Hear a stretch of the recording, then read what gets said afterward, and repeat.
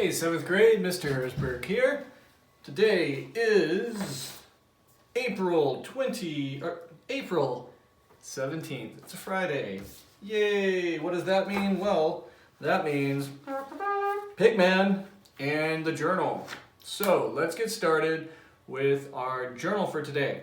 Now, you've got two. I gave you a little up in the ante here a little bit, 7th grade.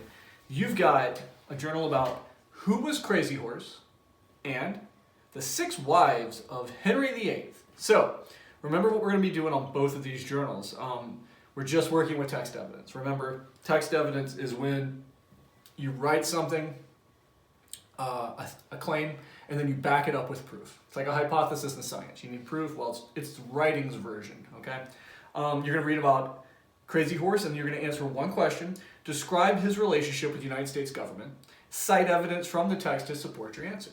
So Crazy Horse is a really cool Indian, Native American, out in South Dakota or North Dakota. I believe they've carved a large mountain with his likeness on it. So read a little bit about that and give me some text evidence. 5 sentences, guys. 5. And then the next thing you're going to read about is the 6 wives of Henry VIII. Henry VIII was an interesting historical character. I'm not going to give you too much, but his real name was Henry Tudor. And he was king of England in the 1500s, a long time ago. So read these 3 or 4 paragraphs about him, and then I want you to answer. You got like 5 questions to answer about him. Why did he divorce his first wife, Catherine of Aragon? Why did Henry consider Jane Seymour his one true wife? Why did Henry divorce his 4th wife, Anne? Why was his 5th wife, Catherine Howard, beheaded? Chop the head off there. Why was Catherine Parr Henry VIII's last wife? So go through those, answer those 5 questions. Give me 1 or 2 sentences per answer. 2 sentences, preferably your answer, plus some text evidence, okay? Let me know if you got any questions. I'll be on the Google chat from 1:30 to 2. Let's now take a look at our Pigman homework from Chapter 6, and then we'll get into Chapter 7. Why did John go to Tony's Market in Chapter 6? Well, John went to Tony's Market because he wanted to take Mr. Pignotti's money and cash it in for beer and cigarettes. Why was Lorraine's mom and their relationship so hard? Well, because Lorraine is nothing like her mom, and her mom wants her to work hard like she does and to pitch in around the house a little more often. And I think that adds a lot of stress because her mom's a single mom who works a lot. Why did John and Lorraine skip school? How did they get away with it? They skip school because they want to go and just go to the zoo with Mr. Pignotti. And how they get away with it is John is a ladies' man, and the girl that works in the school office, who is a volunteer student, thinks John is cute. So she gives them passes to leave. Why doesn't Lorraine like zoos? She doesn't like to see animals all cooped up. She said it makes her feel anxious to see animals locked up in cages. What bad omens does Lorraine mention? She gets 3 of them. A peacock tries to attack her, the lady selling peanuts is super mean to her, and there's a creepy kid in the reptile area that's staring at her. Mr. Pignotti's best friend is Bobo the chimpanzee. How does Lorraine feel about alligators? Why? Do you agree with her? Why? She thinks that alligators were a mistake and that God should not have made them, and she feels that they are nothing but a nuisance. I hope you don't agree. They're a vital part of our ecosystem. And as those of you know that wrote the essay on the Burmese python should know that, especially in the Everglades. Why does Lorraine dislike the Barrett Park Zoo? What ways is her life similar? Again, she sees the animals being locked in cages, and she herself feels like an animal in a cage. Please we describe the 3 omens, and we already talked about those: the peacock, the lady selling peanuts, and the creepy kid. What is unusual about Mr. Pignotti's best friend? It's Bobo, and it's a chimpanzee, and it's kind of sad that that's his best friend.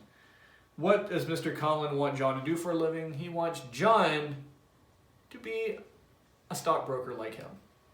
How does John feel about that? He's not interested. He wants to be an actor. And what lie does Mr. Pignotti tell about his wife? In your opinion, why does he lie? Support your answer with text evidence.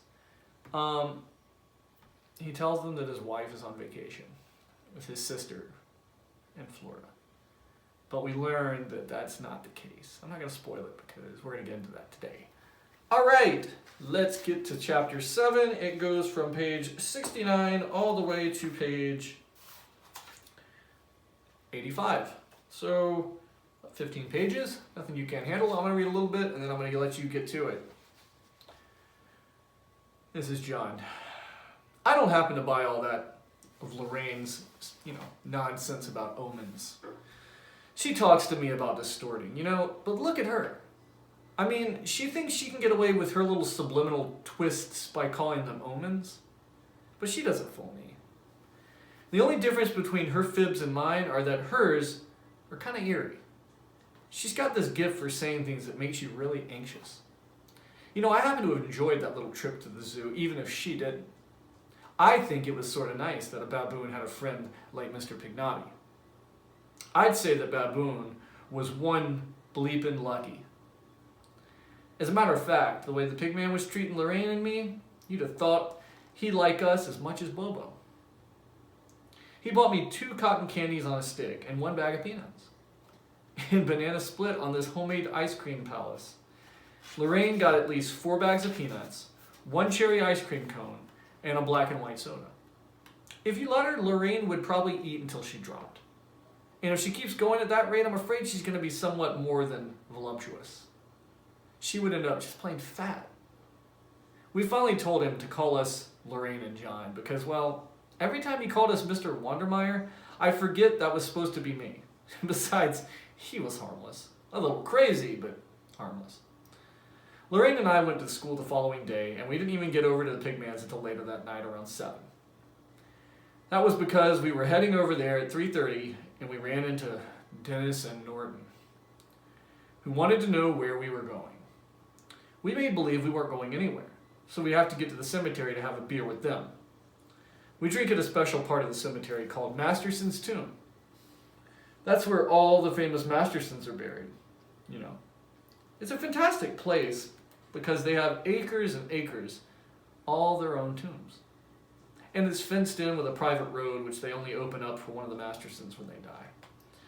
But anyway, there's a whole fence of the place in the woods, and that's where all the kids go. The tomb is a great big marble building that's in the side of a hill, only the fancy front sticks out. So the columns and everything are nice, but it's all chained up. So we climb up the side of the hill and get in by these 2 glass domes that let you peek inside. You can't actually see anything, but it does make you wonder. I think cemeteries are one of the loveliest places to be, if you're not dead, of course. The hills, the green grass, flowers are all much nicer when you're alive. Sometimes we go there at midnight and hide because behind stones to scare the bleep out of each other. One time I ran away from Loreen and all the others, and I hid in a part of the cemetery that didn't have perpetual care. That's the part where they don't cut the grass. I was just laying there on my back looking at the stars, and I was so drunk. I thought I could feel the spinning of the earth. All those stars millions of light years away, just shining down on me. Me here, glued to a minor planet spinning around in its own gigantic sun. Anyways, I stretched out and touched some stone, and I remember pulling my hands back to my sides, keeping my eyes on the stars, concentrating on bringing them out of focus. Is there anyone up there, I wonder? In space trying to talk to us? Anybody up there? Anybody down there? Ugh. If I was lying on somebody's dead body or grave, whoever it would be 6 feet away, maybe there had been a lot of erosion. Whoever it was actually maybe 5 feet away, or 4. Maybe the tombstone had sunk at the same rate as the erosion, and the body was actually only a foot away below me, or maybe an inch. Maybe if I put my hand through the grass, I'd feel a finger sticking out of the dirt, or a hand. Perhaps both of the arms of the corpse were on either side of me, right at that moment. What could be left? A few bones? The skull? Worms and bacteria had eaten the rest. Water in the earth had dissolved parts, and plants had stuck them up. Maybe one of the molecules of iron from the corpse's hemoglobin is in the strand of grass next to my ear. But the embalmers drain all the blood. Well, probably not every drop. Nobody does anything perfectly. I got very sad because I really was wondering about the guy underneath me, whoever he was. I was just interested in what was going to happen to me. I think that's probably the real reason I went to the graveyard. I'm not afraid of seeing ghosts or anything like that. I think I'm really looking for ghosts. I want to see them. I'm looking for anything to prove that when I drop dead, There might be a chance there's something a little more exciting than just decaying. Anyway, we finally got away from Norton and Dennis, but it was too late to go over to the Pigmans. Lorraine had to go to the home to check in with her mom. She finally got out of that house again that night and performed some ritual about having to go to the library with her friends. As for myself, I didn't really have much of a problem. Eat your peas, John, my mom would say, dabbing her mouth with a napkin. Don't roll them around, John. Not rolling them around, Mom. Your mother said to stop it. That was my father, Boar, ordering me. It was the first thing he'd said to me during dinner, and even though I wasn't the warmest remark, I could tell he'd given up prosecuting the case of the phantom phone gluer. You know, John, your father sold over 300 lots today, the old lady said, like she was putting on a cocker spaniel on his head. Boar had a seat on the coffee exchange at the stock market, and if he sells more than 200 lots in a day, well, he's in a good mood. Anything less than that, well, there's trouble. It was like pulling teeth, son, Boar returned, slightly embarrassed but pleased with his praise. So he cut deep into his steak on his plate. You just wait until you start working, John.